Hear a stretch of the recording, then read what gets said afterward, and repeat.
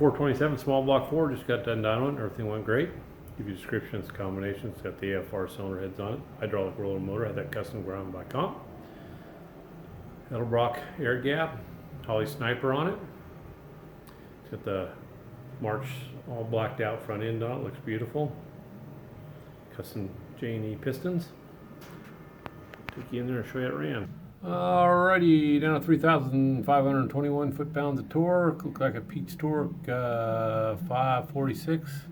Peak horsepower 523. We're rated at 520. It's got a front end on it, so that's really good.